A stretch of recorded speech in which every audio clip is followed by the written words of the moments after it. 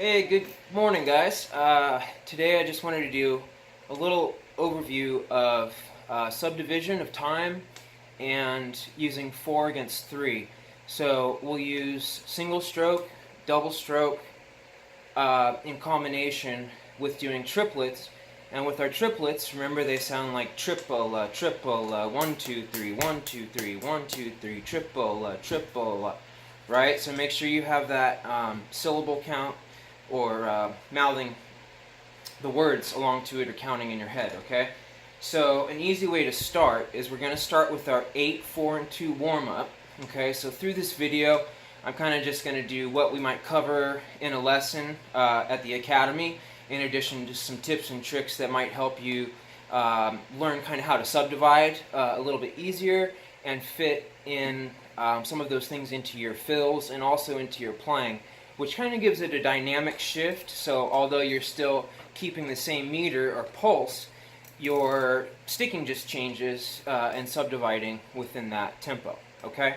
So to give a quick example, what we'll do is warm up with our 8, 4, and 2, okay? So remember that's 8 on each hand, 4 on each hand, 2, 2, 2, 2. So 1, 2, 3, 4, 5, 6, 7, 8, 1, 2, 3, 4, 5, 6, 7, 8, 1, 2, 3, 4, 1, 2, 3, 4, 1, 2, 1, 2, 1, 2, 1, 2, 3, 4, 5, 6, 7, 8, 1, 2, 3, 4, 5, 6, 7, 8, 1, 2, 3, 4, 1, 2, 3, 4, 1, 2, 1, 2, 1, 2. Okay? And you can get it quicker and quicker and quicker, but you got to make sure that each of those notes is nice and even, and they don't sound one louder than the other, or like ghost notes. You want each stroke to sound nice and even if it's your left hand, which is my weak hand. So whatever your non-dominant hand is, it's best to do more work with that because we want to strengthen what might be our weakest part of our drumming, right? Okay, so as we go through it, we did the 8, 4, and 2 exercise. Now, for the second warm-up, I want to do the paradiddle pyramid, or the hourglass. So remember, that's starting with a regular paradiddle, then going to the double paradiddle, and then the triple paradiddle and back down.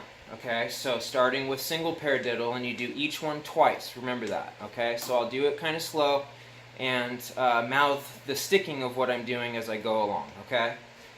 So we do right, left, right, right, left, right, left, left, right, left, right, right, left, right, left, left, right, left, right, left, right, right, left, right, left, right, left, left, right, left, right, left, right, left, right, right, left, right, left, right, right.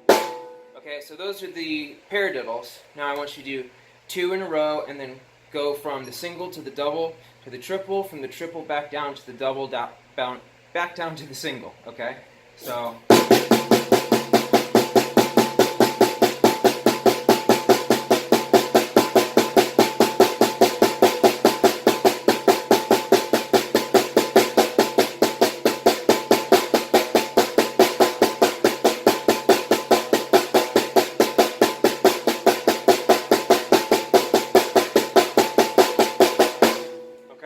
So that's a good exercise because you use single stroke, double stroke, and a combination thereof, and you have to use your mind to think, okay, what's the sticking in between doing your double stroke of the paradiddles? Okay, so to review, we have the 8, 4, and 2 warm-up, which is great for getting the blood flowing, counting, getting used to doing syllable counts in addition to matching our sticking. Then we're going to do the paradiddle pyramid as our second warm-up, okay? Then after we've done that and got the blood flowing, then I want to work on double stroke, okay? And double stroke is cool because that's what's going to be the easiest to do subdivision between 3 against 4. So let me give you a quick example. So we're doing double stroke, so right, right, left, left, right, right, left, left, or left, left, right, right, left, left, right, right. Then we subdivide into triplets, which you can either do right, left, right, triple up, triple up, triple up, or right, left, left, triple up, triple, okay? Or left, right, right, left, right, right. So there's 3 different ways of doing the triplet.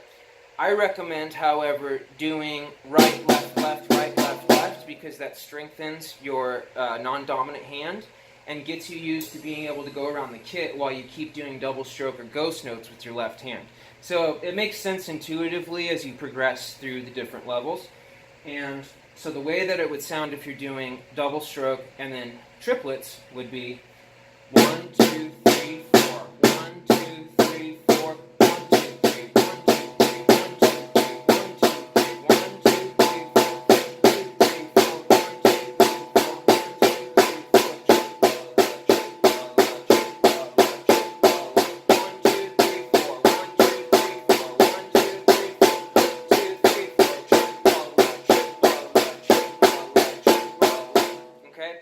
So that's what I mean by subdividing or using 3 against 4. So you're taking your standard quarter note or eighth note count, and you can keep time with your foot so that you're keeping quarter notes on your foot.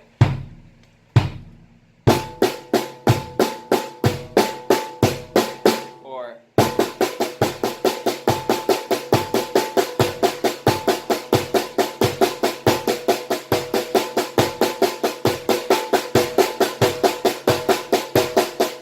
and after you practice that exercise quite a bit, that'll get it into your muscle memory and your playing of what triplets should sound like no matter what type of time you're playing. You could be playing 3, 6, doing different subdivisions, and well, 3 and 6 makes sense with triplets, obviously, but my point being, no matter what you're playing or meter you're playing, you can then use it to your own advantage of how to subdivide in your own beats and make it your own sound, right? Because that's the end goal, is to take the fundamentals and all of the rudiments and the things that I'm showing you at the academy and then applying them into your own drumming, which is the fun part, because that's the creative part, and that gives you the sense of accomplishment because you've worked at something in the beginning, you heard it, you liked how it sounded, you tried to play it, it's a little difficult if you're doing it just by ear.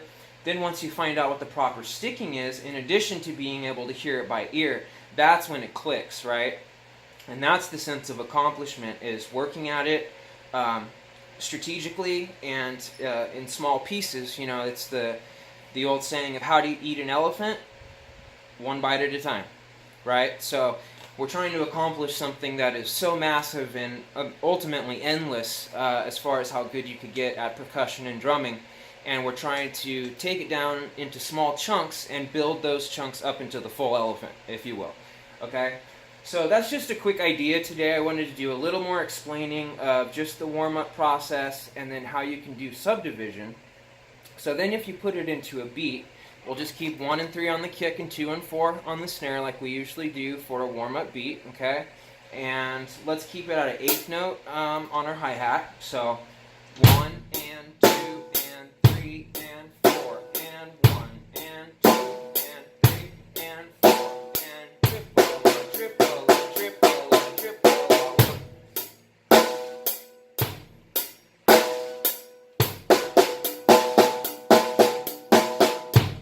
Okay, so you can do it in all sorts of different ways. That wasn't a very good example. But the way that you can fit it into your own beats is something that can become really fun. So.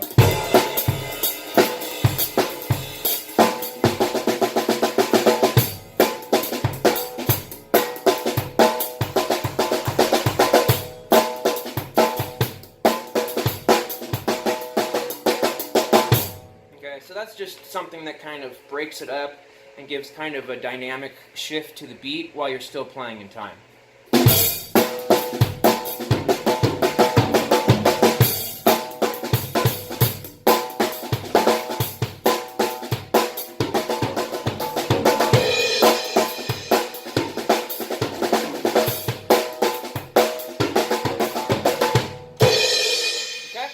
So there's just a quick review, some ideas to keep it going with your own drumming, and maybe subdivision will make a little bit more sense in the fact that it's not really that complicated if you just take it piece by piece, break it down. Practice speed is always slow, so we get everything slow and even, and then we can speed it up and play it articulately. So great job, guys. I'm really happy with all of your progress, and thank you for being attentive and great students. So I hope this helps you, and I will see you on our next lesson. All right, guys, happy drumming.